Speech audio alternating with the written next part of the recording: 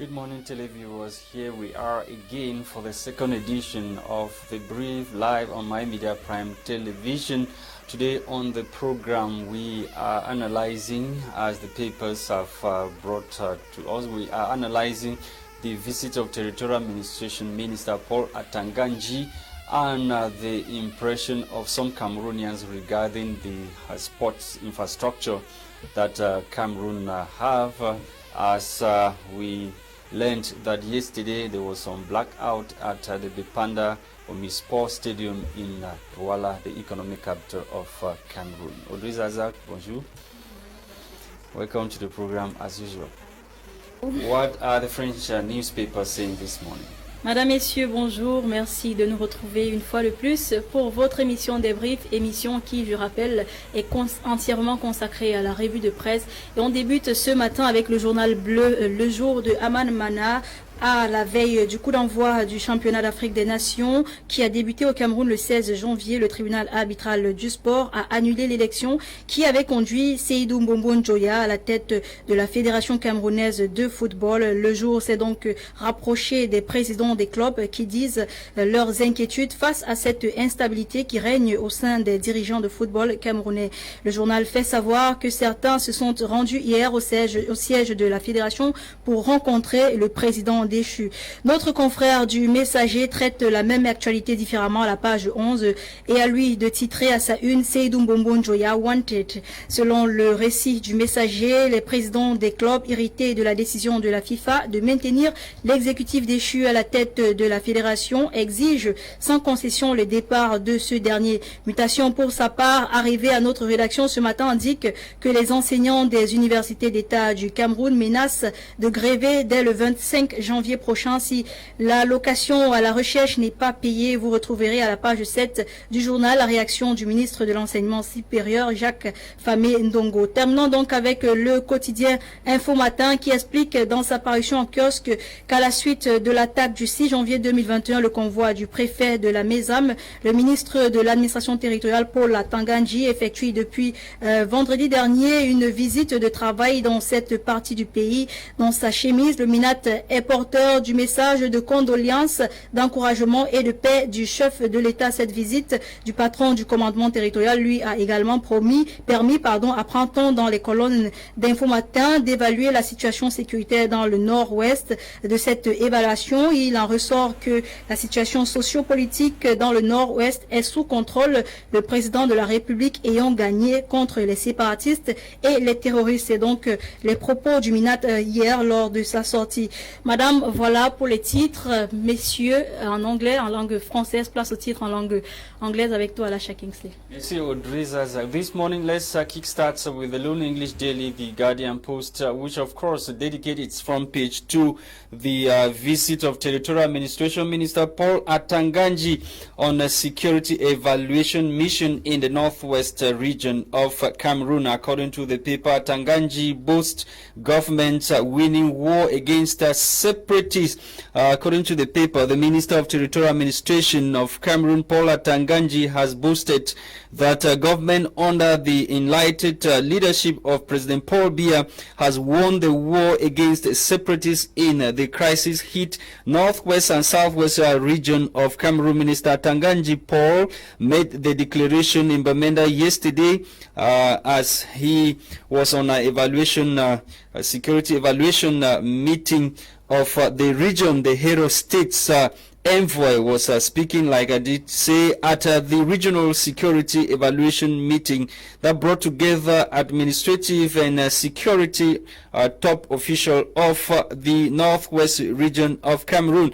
The Wakolic Territorial Administration Minister boss or Paul Atanga-Nji underscored the Biya's crusade against the separatists.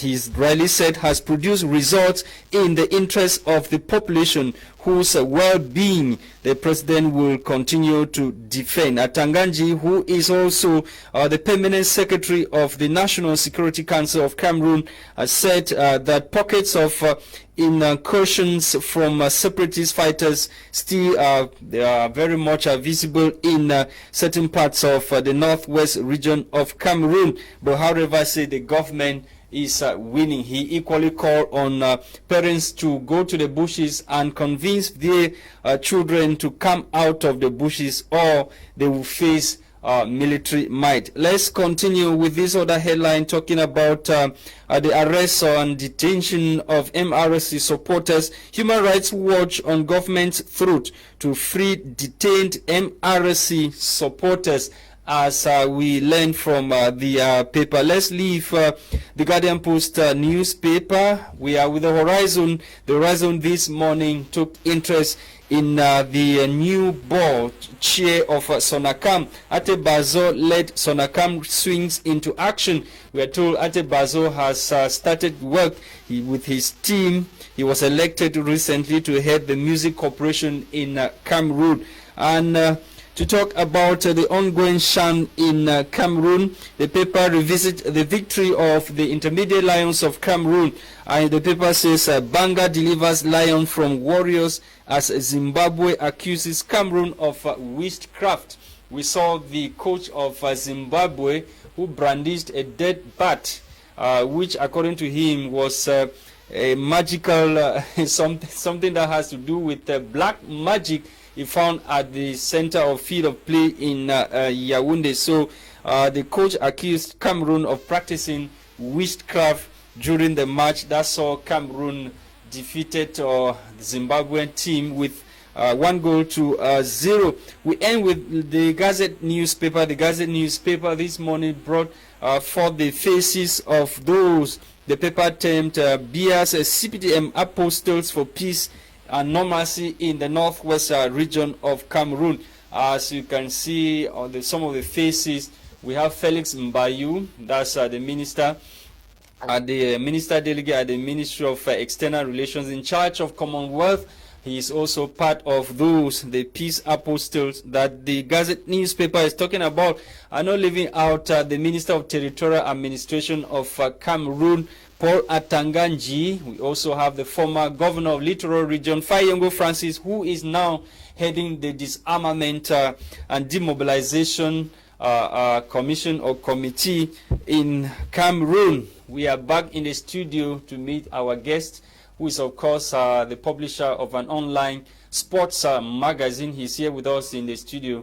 Good morning, sir, and welcome to the program. Bonjour Kinsley, bonjour Audrey, bonjour à tous les téléspectateurs de My Media Prime. C'est un plaisir pour moi de me retrouver ici ce matin. Welcome, sir. It should be recalled you are very tired. You are moving in between the cities, the host cities of the Shan competition in Cameroon. You'll be heading to Limbe, of course, to witness the matches that will be played today. Oui, absolument. Au niveau de Foot Azimut, .com, nous avons décidé de suivre le Shan. Donc c'est pour ça que depuis samedi, nous avons parcouru tous les sites et suivi tous les matchs.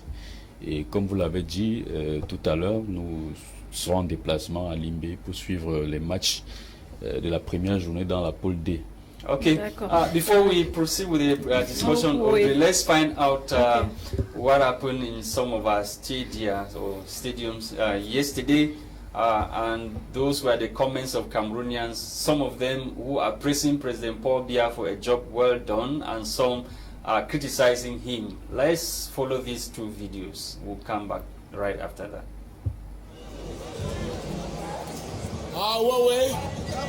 On arrose le stade là. Paul Biya, 25 ans au pouvoir. Le père fait encore 50 ans.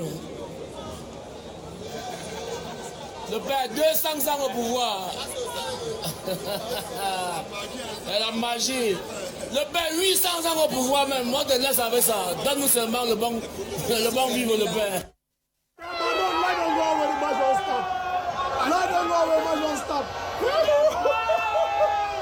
Hey, the pays go disgracement.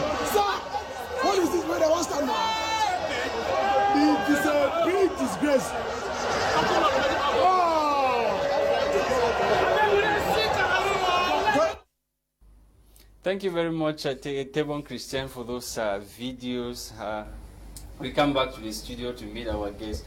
When you listen to we watch the videos, you were there at the Panda Omisport. Some people think that Cameroon is creating history by having power outage before a match. I've had that in other parts of the world. What is your reaction as to that?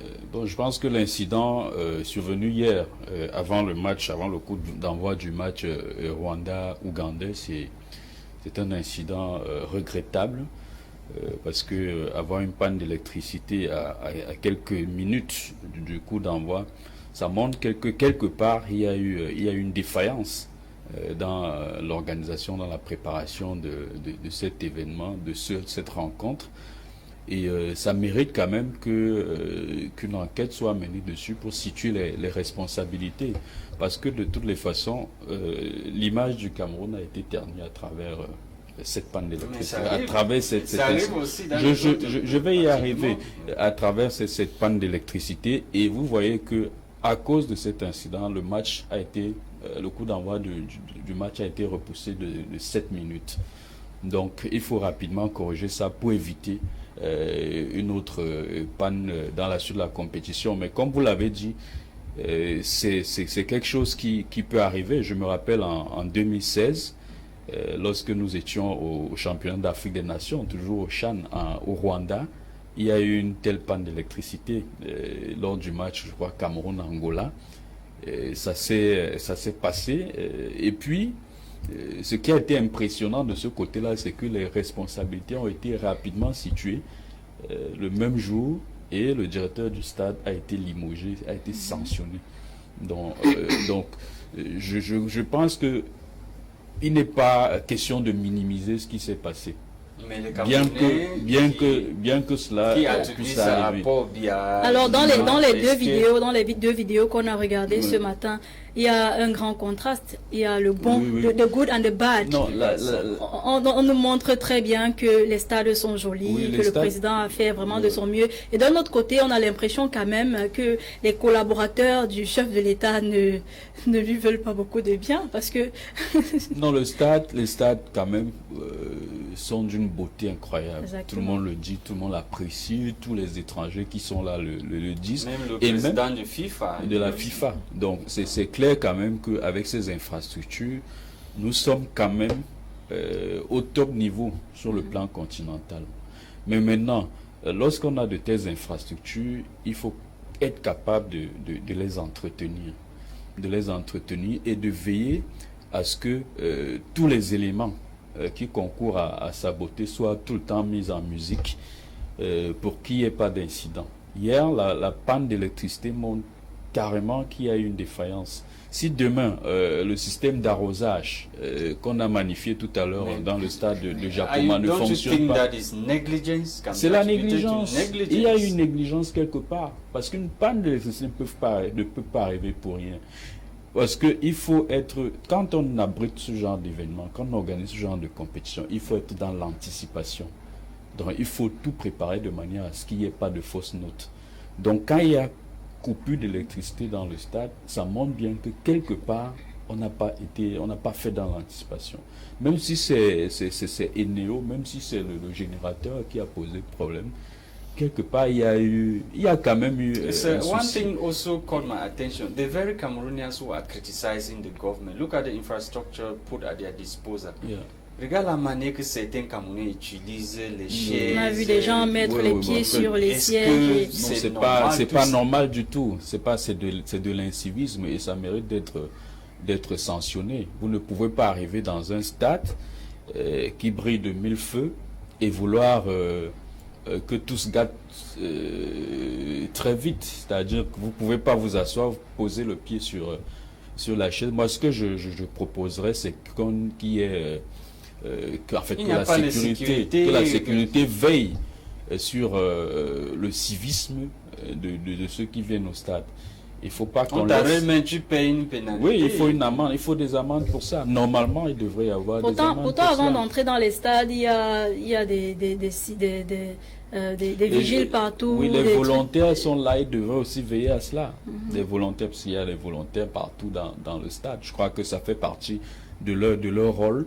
Même s'ils ne peuvent pas sanctionner, même s'ils ne peuvent pas avoir peut-être la légitimité pour demander à celui qui pose de tels actes d'arrêter de le faire, il y a quand même la sécurité, il y a la police, il y a les agents de sécurité du stade qui peuvent être sollicités pour essayer les Camerounais de aussi mettre qui de l'ordre. filment pour envoyer au monde. Qu'est-ce qu'ils font aussi? Est-ce que Non, c'est normal pour filmer telles images pour J'ai l'impression que on a l'impression en regardant ces images que ça relève d'une petite campagne de sabotage. Parce que c'était pas seulement que, voilà, il y avait à Yaoundé. Et vous voyez bien que ce sont pas, pour la plupart, ce sont pas des images volées. Donc j'ai l'impression que les gens se sont assis délibérément, ils ont filmé et puis ils ont balancé partout. C'est l'impression que je donne. Et puis ça peut aussi être je sais pas, au Cameroun, tout est possible. Mais il faut aussi dire que le Camerounais aime d'abord s'attarder sur tout ce qui est négatif. Oui. Donc, je me dis aussi... Même au niveau de l'aéroport, tu vois, les gens vendent, malgré la sécurité qu'on demande, les gens ne doivent pas vendre devant l'aéroport. Tu arrives, tu trouves les gens en train de vendre les arachides grillés, la tomate, tout ce que on peut imaginer. C'est vrai, mais vraiment, il faut mettre de l'ordre. Tout ça, c'est aussi parce que à un moment, il y a, comment je vais dire ça, il y a une sorte d'impunité qui règne. Et puis il y a une sorte de laxisme. Quand vous avez un stade comme celui de Japoma, il faut veiller à ce que tout le monde s'y comporte bien. Et on a été dans beaucoup d'autres pays.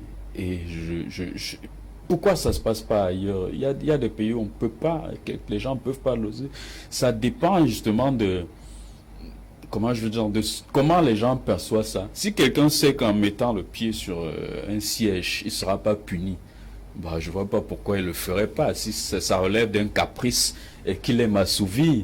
Mais si il sait qu'en faisant cela, il y aura des sanctions qui vont suivre, il y aura une amende qui va payer. I think everything depends on the mentality. We Oui, saw c'est la mentalité. a team that was cleaning the dressing room shortly after a football match. I Oui, can't remember le the Niger. team. Le Oui, le Niger. Niger, Yes. exactement. So everything depends on the... Oui, c'est vrai. That was a good example of the Oui, team. ils savent que c'est un milieu luxueux, propre, qu'ils doivent garder, entretenir. Donc il faut déjà avoir cela dans la mentalité. Au Cameroun, c'est quand quelqu'un finit de manger sa banane en route, il jette la peau de mais banane Monsieur dans... Django, vos impressions depuis le 16 janvier, vos impressions par rapport à cette organisation? Bon, moi je pense que jusque-là, l'organisation était parfaite, jusqu'à l'incident survenu hier au stade. L'organisation est parfaite.